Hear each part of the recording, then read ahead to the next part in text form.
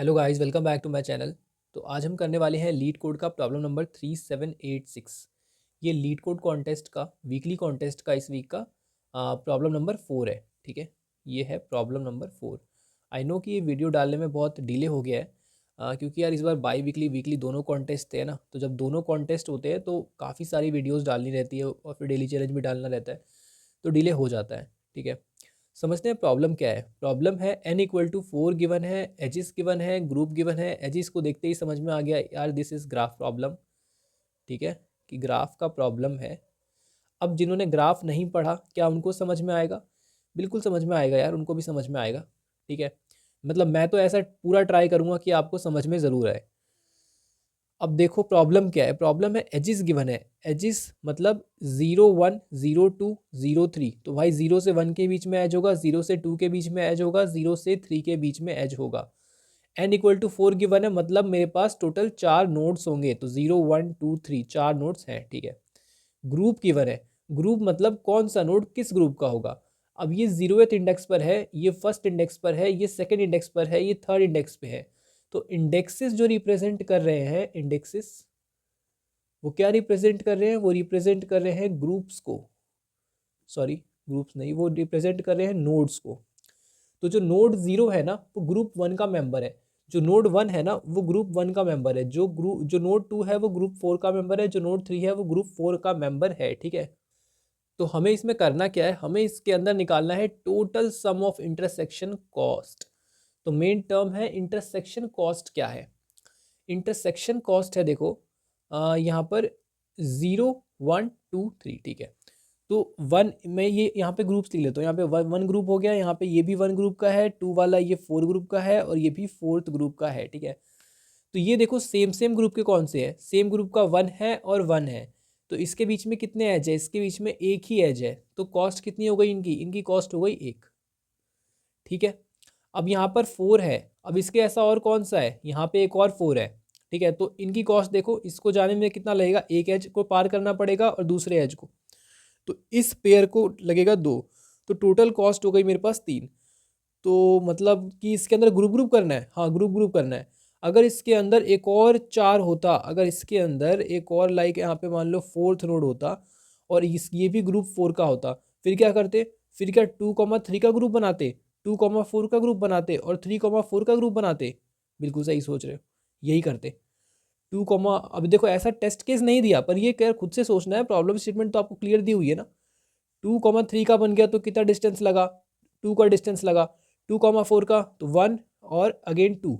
इसमें भी 2 का, 3,4 का तो 1, ये इसमें अगेन 2। ठीक है, तो तब क्या आंसर होता? तब होता 2 + 2 + 2 और +1। तो आंसर हो जाता 7। तो आई होप आपको प्रॉब्लम स्टेटमेंट तो कम से कम क्लियर हो गई होगी। तो अब चलते हैं उस पार्ट पे जहाँ पे आपको ये सोचना पड़ता है कि आपके लिए राइट ट्रैक कौन सा है इस प्रॉब्लम में। बिल्कुल भी टेंशन मत लो, अगर आपको शुरू में समझ ना आए तो आपको इम्प्लीमेंटेशन में समझ में आएगा, इम्प्लीमेंटेशन में समझ ना आए तो आपको ड्राई रन में समझ में आएगा। मतलब आपको समझ तो देखो आ ही जाना है, हम सारी चीज़ें करने वाले हैं, ऐसा कुछ है नहीं जो आपको समझ ना आए। और ये प्रॉब्लम बहुत सिंपल है। अब मुझे तो यही समझ नहीं आया कि ये हार्ड कैटेगरी का प्रॉब्लम क्यों है। मैंने इस प्रॉब्लम को आज ही पढ़ा है और आज ही किया। ठीक है, कॉन्टेस्ट वाले दिन तो इसको पढ़ा भी नहीं था बिल्कुल भी। अभी 0 1 0 2 0 3 0 4। ठीक है, तो इसमें देखो करना क्या है। प्रॉब्लम में हमें इंटरसेक्शन कॉस्ट निकालनी है। तो आपके मन में देखो सबसे पहले क्या आएगा? सबसे पहले तो ये आएगा कि भाई 0 से जितने कनेक्टेड है ना उन सब का मेरे को डिस्टेंस बता दो। तो मतलब जैसे 0 से मान लो 1 कनेक्ट है तो इसका मेरे को डिस्टेंस 1 मिल रहा है। 0 से 2 कनेक्ट है तो इसका डिस्टेंस 1 मिल रहा है। 0 से 3 कनेक्ट है, इसका डिस्टेंस 1। 0 से 4 कनेक्ट है, इसका डिस्टेंस 1। ठीक है, अब आप कहोगे मुझे 1 का बता दो। 1 का देख लो, 1 2 से कनेक्टेड डिस्टेंस है 2 है। 1 3 से कनेक्टेड डिस्टेंस है 2 है। तो ऐसे करके आप क्या सोचोगे कि मेरे को हर एक नोड का हर एक नोड से डिस्टेंस मिल जाए, हर एक नोड का हर एक नोड से डिस्टेंस मिल जाए, तो मैं बता सकता हूँ कि भाई ग्रुप में जितने नोड्स हैं वो किस किस डिस्टेंस पर हैं। और आई थिंक आप इसके बाद ही स्टक हो गए होगे कि इसके बाद क्या करें। मतलब यार ग्रुप में कैसे करें, पेयर्स को कैसे काउंट करने लग जाए, क्योंकि इसमें तो मल्टीपल पेयर्स एग्जिस्ट कर सकते हैं। अगर मान लो 4 अलग अलग नोड्स हो गए, यहाँ पे तो 3 थे तो 3 में से 2 चुनने के तरीके 3 हुए। अब 4 में से 2 चुनने के तरीके कितने होंगे? 4 C 2। तो मतलब यहाँ पे 6 पेयर्स बनेंगे टोटल। है ना। तो ये आपके लिए क्या होता जाएगा, आपके लिए ये टफ होता जाएगा। तो इस अप्रोच से तो देखो आपका नहीं होने वाला, इसलिए भी नहीं होने वाला क्योंकि इसकी कंस्ट्रेंट है 10⁵, और n अगर 10⁵ तक हो सकता है तो ये अप्रोच काम नहीं करेगी, ये बहुत ज़्यादा टाइम लेगी। तो देखो यहाँ पे थोड़ा सा सोचने का ट्राई करते हैं। अब मैं ये वाला ग्राफ क्यों बना रहा हूँ जब ऑलरेडी हमारे पास एक ग्राफ है, क्योंकि ना ग्राफ के प्रॉब्लम को सोचने के लिए हमें थोड़ा सा लंबा ग्राफ लेना पड़ता है, तो ज़्यादा अच्छे से समझ में आता है कि वहाँ पे चल क्या रहा है। अब देखो मैं मान लूँ कि यहाँ पर ये एक ग्रुप है, ये एक ग्रुप है, ये एक ग्रुप है, और एक ग्रुप मान लो ये वाला है, ठीक है। अब मुझे ये 4 नोड्स है मेरे पास, मैं मान के चल रहा हूँ कि ये चारों के चारों सेम ग्रुप के हैं। एक ही ग्रुप है क्या? हाँ एक ही ग्रुप है, सिर्फ एक ग्रुप को कंसिडर कर रहे हैं अभी। जैसे इसके अंदर तो 1 और 4 दो ग्रुप्स है हमारे पास, है ना। तो आप वो 2 3 4 सारे ग्रुप छोड़ो, हम सिर्फ अभी एक ग्रुप के ऊपर सोच रहे हैं। पहले एक ग्रुप को सॉल्व करो क्या कह रहा है वो। तो यहाँ पर देखो, यहाँ पर हमारे पास है ये सारे नोड्स हैं, और ये सारे सारे मान लो ग्रुप 1 के हैं। तो इनके बीच में कैसे इंटरसेक्शन कॉस्ट हम टोटल निकालेंगे, बस वो समझने का एक बार ट्राई करते हैं। तो देखो यहाँ पे हो तो इसके बीच का डिस्टेंस निकालना है, ये फिर यहाँ पे हो, इस नोड से फिर इसका भी डिस्टेंस निकालो, फिर इस नोड से इसका भी डिस्टेंस निकालो। तो हर एक नोड से हर एक नोड का डिस्टेंस निकालना पड़ेगा, मतलब कि सारे के सारे पेयर्स निकालने पड़ेंगे और उसका डिस्टेंस। तो आई थिंक ये करने से अच्छा ये है कि डिस्टेंस दे कौन रहा है, डिस्टेंस कहाँ से आ रहा है, डिस्टेंस आ रहा है एज से, ठीक है। अब पता नहीं आपने पहले ऐसा प्रॉब्लम कर रखा है या नहीं, पर मैंने कर रखा है तो मैं मेरे सोचने में ही आ गया, आपके सोचने में ना आए। पर अगर आप ये प्रॉब्लम कर लोगे तो इसके बाद आपको ये जो लर्निंग आपकी होगी इस तरीके से सोचना, ये आपको हेल्प करेगी आगे के कॉन्टेस्ट में बेटर करने के लिए। तो डिस्टेंस जो है वो एज से आ रहा है कि भाई इसके और इसके बीच में कितना डिस्टेंस है, तो एक एज और दो एज, तो दो एज का डिस्टेंस है इनके बीच में। तो मैं इंस्टीड ऑफ कि मैं डिस्टेंस को कैलकुलेट कर रहा हूँ किसी भी नोड्स के बीच में, मैं ये कैलकुलेट करूंगा कि कौन सा एज इन्वॉल्व है कितने पेयर्स में। नहीं समझ में आई बात? जैसे मान लो मैंने ये वाला एज पकड़ लिया, ठीक है। अब ये एज कितने पेयर्स को बना रहा है, कितने पेयर्स के बीच में आ रहा है। तो ध्यान से देखो, दो पेयर्स यहाँ पे हैं, दो नोड्स यहाँ पे, दो नोड्स यहाँ पे हैं, ये दोनों मिलके कितने पेयर्स बनाएंगे, 2 × 2 4 पेयर्स बनाएंगे। 4 कैसे? मान लो ये नोड है ए, ये नोड है बी, ये नोड है सी, ये नोड है डी। तो ए सी का एक पेयर बनेगा, ए डी का एक पेयर बनेगा, बी सी का एक पेयर बनेगा, बी डी का एक पेयर बनेगा, ठीक है। और इनके बीच में ये वाला एज ज़रूर ज़रूर आएगा, बिल्कुल आएगा। और ये अगर आएगा तो ये अपना कंट्रीब्यूशन देगा ना भाई। ए से सी के बीच में डिस्टेंस निकालोगे तो एक डिस्टेंस, दो डिस्टेंस, तीन डिस्टेंस, तो ये अपना कंट्रीब्यूशन दिया एक। ऐसे ही ए डी के बीच में निकालोगे तो ये तो ये भी अपना कंट्रीब्यूशन दिया, दोबारा से दिया एक।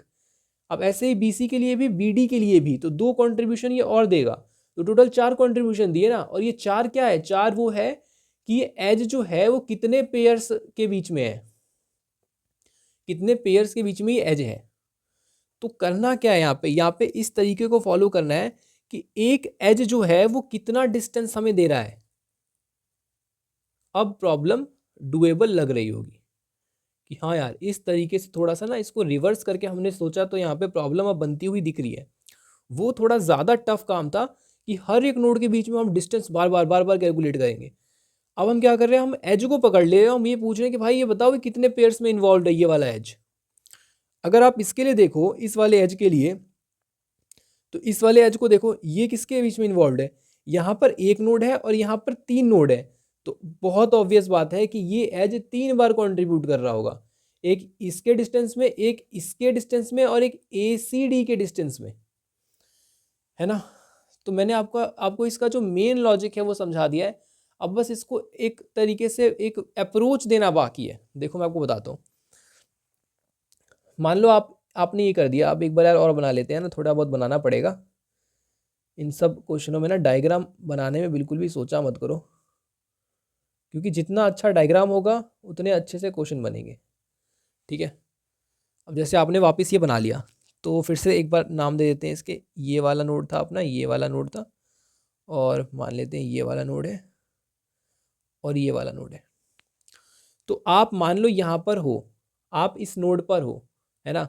तो ये नोड क्या कहेगा कि मैं ना अपने नीचे वाले नोड से पूछ लेता हूँ कि भाई आप ना कितना डिस्टेंस दे रहे हो, तो इसके नीचे तो कुछ है ही नहीं, तो कोई बात नहीं। अब इस एज से मैं पूछूंगा, ये अब जैसे ही मैं इस पे जाऊंगा ना, जैसे ही मैं इस पे जाऊंगा, है ना, जैसे आपको ही पता है ना यार, यहाँ पे रिकर्जन होने वाला है, ये आपको भी पता है क्योंकि ग्राफ का प्रॉब्लम है, तो यहाँ पे रिकर्जन होने वाला है। पर अभी छोड़ो रिकर्जन की बातें, सब भूल जाओ। अभी जो मैं बोल रहा हूँ कैसे जाएगा कैसे आएगा वो भी सोच छोड़ो, अभी बस जो बोल रहा हूँ आप खाली सुन लो तो आपको समझ में आ जाएगा। यहाँ पे आ गए आप, अब यहाँ पे देखो, यहाँ पे आ गए तो मतलब क्या है यहाँ पे आने का, यहाँ पे आने का मतलब है कि आप इसके नीचे वाले एज से पूछ रहे हो। ध्यान से सुनना, यहाँ पे आ गए तो आप नीचे वाले एज से पूछ रहे हो कि भाई आप कितने पेयर्स के बीच में आ रहे हो। तो हमें एग्जैक्टली ये निकालने के लिए क्या करना पड़ेगा, बस वो सोचना है। तो ये कहेगा कि मैं उतने पेयर्स के बीच में आ रहा हूँ कि जितना, तो भाई तुम्हारा ये वाला काउंट कर लो, इधर वाले सारे नोड्स, मतलब दो पार्टी, देखो ये जो ग्राफ है ये दो हिस्सों में बटेगा। एक तो देखो पेरेंट, ये रहा हमारा पेरेंट, और ये रहा हमारा चाइल्ड, ठीक है, यहाँ से कटेगा ये ग्राफ। तो ये पेरेंट वाला अलग हिस्सा बन जाएगा, चाइल्ड वाला सब ट्री का अलग हिस्सा बनेगा। तो ये मेरा बन गया चाइल्ड, है ना, यहाँ पे खड़े हैं हम अभी, ठीक है, ये मत सोचना कि ये चाइल्ड कैसे बन गया, ये तो ये है, नहीं नहीं, अभी हम यहाँ पे हैं, ठीक है। तो ये हो गया चाइल्ड, इसे हटा दो, और बाकी का पूरा सब ट्री हो गया इसका अलग, हमेशा दो हिस्से बनेंगे। तो ये एक दो तीन, इस टीम में तीन लोग हैं, इस टीम में एक नोड है ना। जिस एज को आप एज अ डिस्टेंस करना चाह रहे हो कि भाई इस एज, ये एज कितने पेयर्स के बीच में आएगा, तो आपको इसे दो हिस्सों में तोड़ना पड़ेगा। तो ये एक हिस्सा हो गया, तो यहाँ पर एक नोड है। अब ये एक हिस्सा तीन के साथ पेयर बना रहे हैं, तो 1 × 3, तो ये जो एज है बीच वाला, ये तीन पेयर्स के बीच में आएगा। तो ये मैथमेटिक्स आपको समझ में आई होगी, ठीक है। इसके बाद बात करते हैं, चलो ठीक है, तो इसने बोला चलो मैं मान लेता हूँ 3, और इसको मैं कहीं अपने आंसर में डाल के रखूँगा। चलो 3 आ गए यहाँ पे, ठीक है, इस एज का आ चुका है, ठीक है ना। इस एज से गए इस एज के ऊपर, ठीक है। बस 2-3 मिनट रुक जाओ, ठीक है। आई नो कि थोड़ा देखो वीडियो थोड़ा वैसा होता है, ऐसे प्रॉब्लम है ना, सोचना थोड़ा वो होता है। अब मैं वीडियो बना के जल्दी जल्दी डाल भी दूँ, पर आपको समझ में ना आए तो फिर वीडियो का फ़ायदा भी क्या है। यहाँ पे आप आ गए हो, ठीक है। अब यहाँ पे आ गए तो इसकी फीलिंग समझो, ये अपने नीचे वाले पे जाएगा। यहाँ पे आ गए तो ये बोलेगा मेरे नीचे तो कुछ है ही नहीं, तो मैं इसी पे चले जाता हूँ। इधर आ गए तो वापिस से, अब ये यहाँ पे आ गया ना, तो अब ये इससे पूछेगा ये वाला एज का बताओ मुझे क्या हिसाब है इस एज का। तो ये देखो वापस कटिंग हो रही है, कटिंग हो गई, कुछ भी नहीं है, कुछ भी नहीं है यहाँ पे, इस एरिया में कुछ भी नहीं है, जो है सब कुछ उस एरिया में है। तो ये तो एज कभी बीच में आएगा ही नहीं। ऐसे यहाँ कटिंग होगी, कभी नहीं आएगा, हटा दो। फिर जब आप दोबारा इस पे जाओगे ना, जब आप दोबारा इस पे जाओगे तो इस एज की कटिंग होगी, इस एज की। अब ये इतना गंदा हो गया, पता नहीं आपको दिख रहा है कि नहीं दिख रहा, पर मैं यहाँ पे करके दिखा रहा हूँ। ये वाला एज जो होगा कट होगा, तो ये जो 3 नोड्स दिख रहे हैं आपको, ये 3 नोड्स ये अलग आ जाएंगे, और वो सब अलग। तो इसमें हमारा एक नोड तो ये वाला है इन्वॉल्व, ये ग्रुप का है, तो एक अलग आ गया, और 3 ये, तो ये भी 3 के साथ बनाएगा, तो ये एज भी 3 का कॉन्ट्रीब्यूशन कर रहा है, तो 3 + 3 हो जाएगा, है ना। तो अब आपको देखो रियल फीलिंग तो समझ में आ चुकी है प्रॉब्लम की, ठीक है, कि क्या करना है इसके अंदर। अब यहाँ थोड़ा सा ये छोटे वाले डायग्राम में आपको करके दिखाऊं इसका, तो हमें आंसर ही पता है कि 3 है, इसमें दिखेगा ही नहीं आपको, पता है, क्योंकि इतना छोटा है, इसमें क्या देखोगे। फिर भी नहीं ठीक है, हम बड़े वाले से ही काम चला लेंगे, ये छोटा वाला इसमें दिखेगा भी नहीं सही से।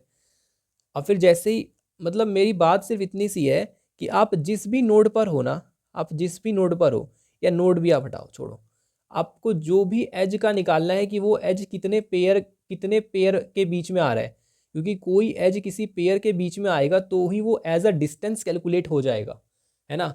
तो अगर आपको ये पता करना है तो आपको इसको दो हिस्सों में तोड़ना है, और ये चेक करना है कि इधर इधर कितने नोड्स हैं उस ग्रुप के। अभी देखो एक ग्रुप की बात हो रही थी, मैंने पहले ही बोला है कि हम सिर्फ एक ग्रुप को कंसिडर कर रहे हैं, अभी सारे ग्रुप्स को छोड़ दिया है, ठीक है। तो ये इतने हिस्से में कितने आ रहे हैं और ये इतने हिस्से में कितने आ रहे हैं, है ना, बस आपको ये देखना है कि इसको दो पार्ट में डिवाइड करने के बाद इस पार्ट में और इस पार्ट में कितने नोड्स आ रहे हैं, और दोनों को करना है मल्टीप्लाई, क्योंकि इसका हर एक नोड इसके हर एक नोड के साथ पेयर बनाएगा, ठीक है। समझ में आ गया आपको। अब आपको मैं क्लियर बता देता हूँ क्या करने वाला हूँ, और फिर इसकी इम्प्लीमेंटेशन आपको दिखाता हूँ। सबसे पहला स्टेप क्या होगा ग्राफ बनाने का, कि इस एज से ग्राफ तो बनाना ही पड़ेगा, ये तो आपको ही पता है कि ग्राफ से एज से ग्राफ तो बनाना ही पड़ेगा। उसके बाद हम क्या करेंगे, उसके बाद हम एक एरे डिज़ाइन करेंगे, एक एरे बनाएंगे। एरे किस लिए, क्योंकि देखो अभी हमने सिर्फ एक ग्रुप के लिए निकाला है ना, पर हमें सारे ग्रुप्स के लिए निकालना है। तो पहले तो हमें ये काउंट करना पड़ेगा कि हर एक ग्रुप के अंदर टोटल कितने कितने नंबर ऑफ एजिस है, सॉरी नोड्स है, कितने नंबर ऑफ नोड्स है। जैसे यहाँ पे ग्रुप वन के अंदर 2 नोड्स हैं हमारे, 0 और 1।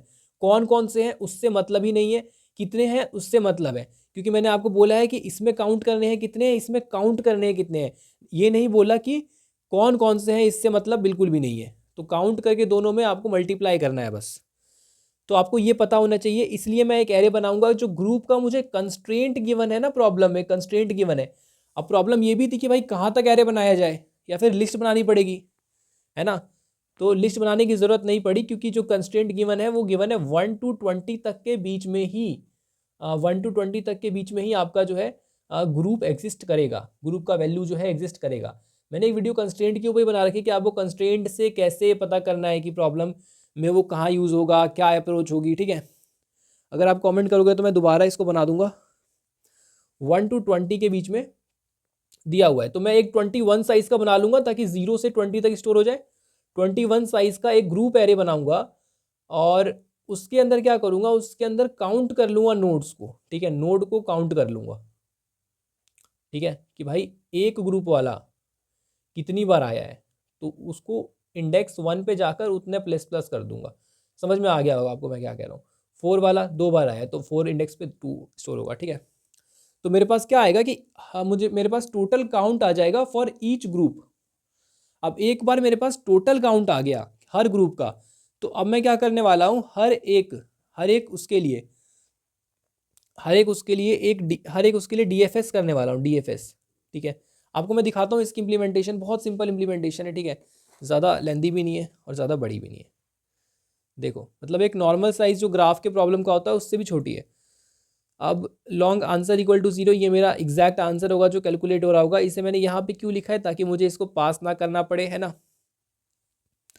और यहाँ पर और इसकी वैल्यू चेंज ना हो, हर रिकर्सिव प्रोसेस में इसकी वैल्यू चेंज ना हो, इसकी वैल्यू बनी रहे, इसलिए मैंने इसको यहाँ पे रखा हुआ है, क्योंकि वहाँ रखने से ये बन गया है क्लास का वेरिएबल, ठीक है।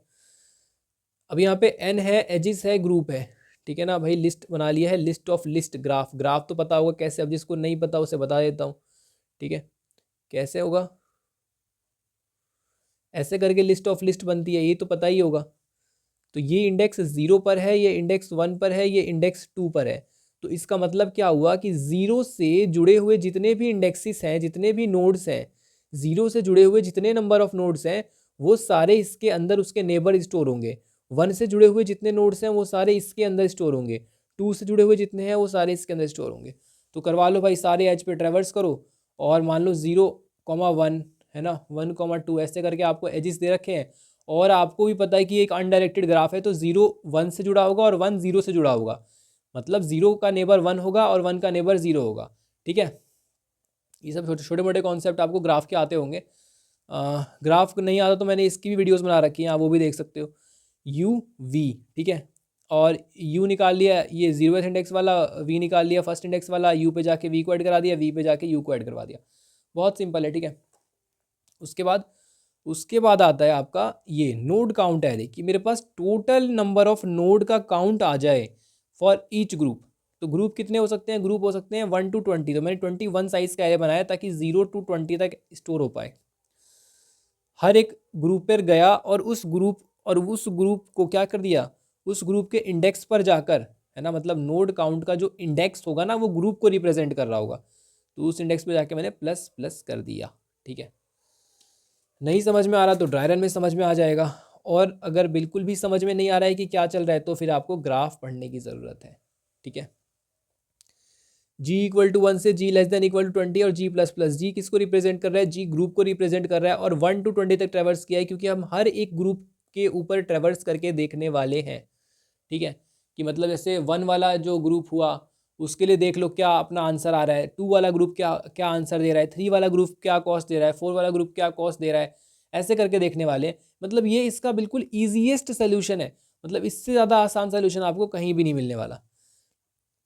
DFS लगाया है, ठीक है। अब देखो हर एक ग्रुप के ऊपर कर रहे हैं, इसीलिए मैंने आपको बोला था कि अभी आप सिर्फ एक ग्रुप को कंसिडर करो, क्योंकि बाकी सबके लिए हम कर लेंगे। तो यहाँ पे देखो हमने लूप ट्रेवर्स कर लिया है, लूप लगा लिया है ना। तो 0 -1 0 ग्राफ नोड काउंट ग्रुप ये सब क्या है, देखो 0 जो है मेरा स्टार्ट है। आप जब भी DFS लगाते हो, DFS क्या होता है, डेप्थ फर्स्ट सर्च, ठीक है। रिकर्जन होता है एक तरह से, ट्रेवर्सल टेक्निक है, ट्री के ऊपर ग्राफ के ऊपर लगती है। -1 ये क्या है, ये पेरेंट है, ये है करंट नोड जहाँ से शुरू करेंगे, और ये है उसका पेरेंट, इसका पेरेंट है ना। अब देखो 0 से शुरू कर रहे हैं तो 0 तो फर्स्ट नोड है ना, तो इसका तो जो पेरेंट होगा -1 होगा, तो -1 पास कर दिया है। जी क्या है, जी ये है कि कौन सा ग्रुप है, जी बता रहा है कौन सा ग्रुप है। ग्राफ को पास किया जो हमने ग्राफ बनाया है, नोड काउंट एरे जो हमने नोड काउंट एरे बनाया है, और ग्रुप जो हमें दिया हुआ है ग्रुप, ठीक है। तो ये सब हमने इसके अंदर पास कर लिया है, रिटर्न कर दिया है लास्ट में आंसर को। तो आंसर तो तब रिटर्न होगा ना जब ये पूरा का पूरा लूप इतनी बार रिकर्जन कर लेगा। तो देखो अब बस DFS को समझना है, एंड DFS समझते ही आपका क्वेश्चन हो जाएगा। करंट, पेरेंट, जी, जी क्या है, कौन सा ग्रुप है, ग्राफ और नोड काउंट ग्रुप, ठीक है। काउंट निकाल लिया। काउंट कैसे निकालोगे, काउंट निकालोगे आप देखो करंट वाला जो नोड है मेरा, जिस नोड पर मैं अभी हूँ, ध्यान से सुनना, जिस नोड पर मैं अभी हूँ उसका ग्रुप कौन सा है, ये मुझे कौन बताएगा, ये मुझे बताएगा ग्रुप वाला एरे, है ना। क्योंकि 0वें इंडेक्स पर ये ग्रुप है, फर्स्ट नोड इस ग्रुप में है, सेकंड नोड इस ग्रुप में है, यही तो मेरा ग्रुप एरे बताता है। तो करेंट नोड का ग्रुप बताएगा ग्रुप एरे। अब अगर वो जी के इक्वल हुआ, मतलब अभी हम जिस ग्रुप के लिए काम कर रहे हैं, जिस ग्रुप के लिए अभी हम कॉस्ट निकाल रहे हैं, रिकर्जन के बारे में सोचो ही मत।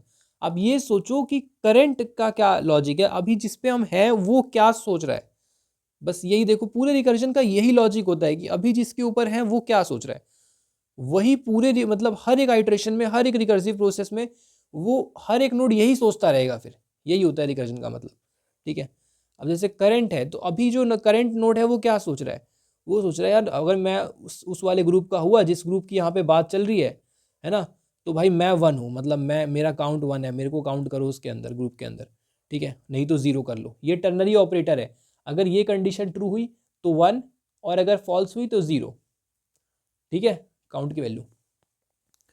उसके बाद यार अपना नॉर्मल DFS है, नेबर को सारे के सारे नेबर्स निकाल लिए, ग्राफ डॉट गेट करंट, है ना, सारे के सारे नेबर्स निकाल लिए, और नेबर अगर पेरेंट के इक्वल नहीं होता है ना, जैसे आप ग्राफ बनाते हो तो मान लो कि ये आपका ग्राफ है और ये आपका वो नोड है, ठीक है।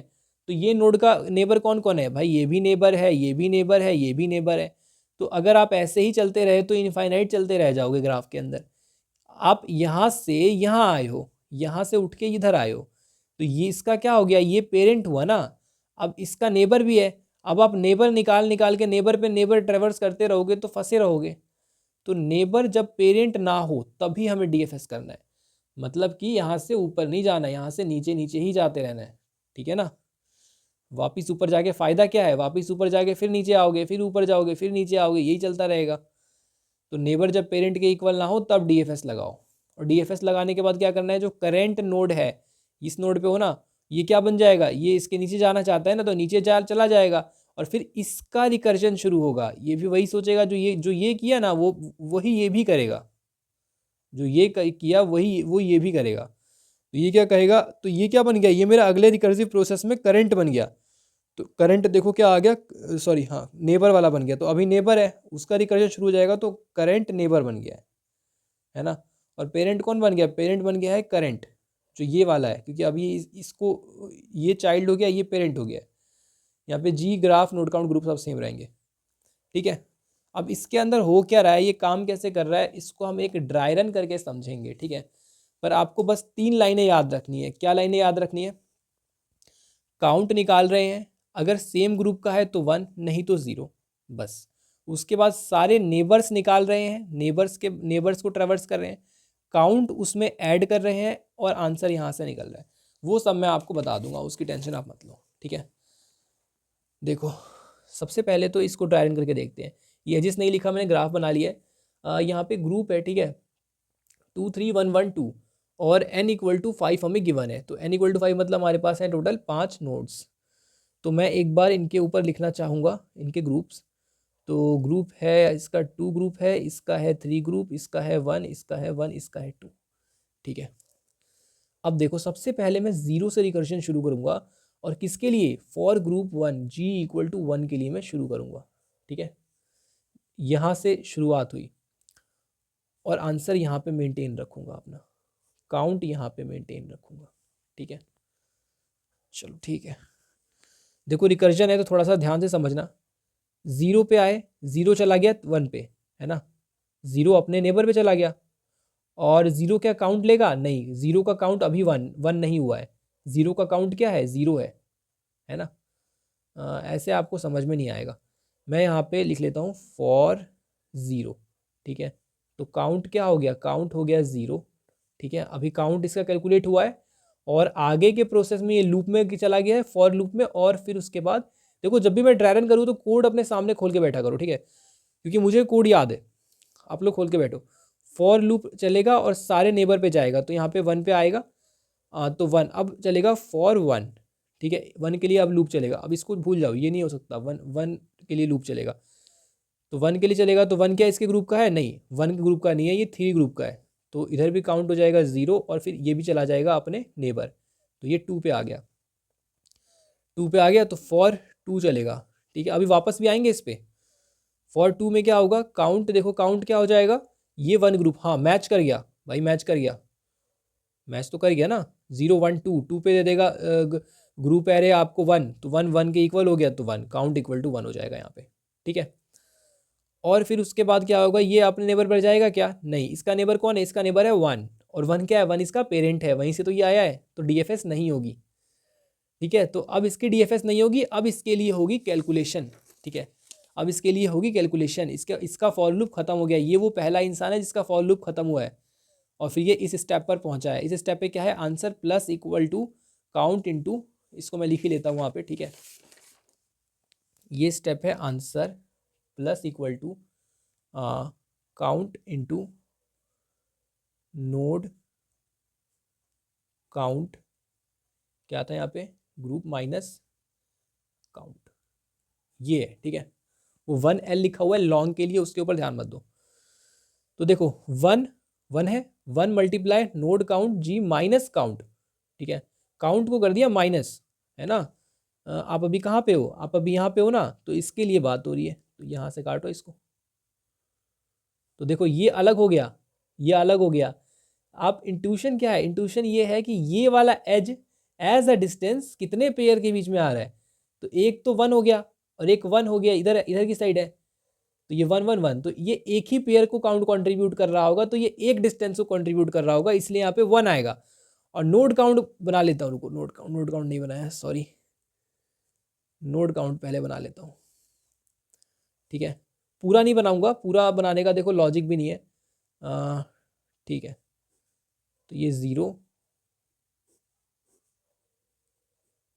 ठीक है, 0 1 2 3 4 5 6, समझ जाना, ये 21 तक है पूरा, और पर हमें इतने की ज़रूरत है।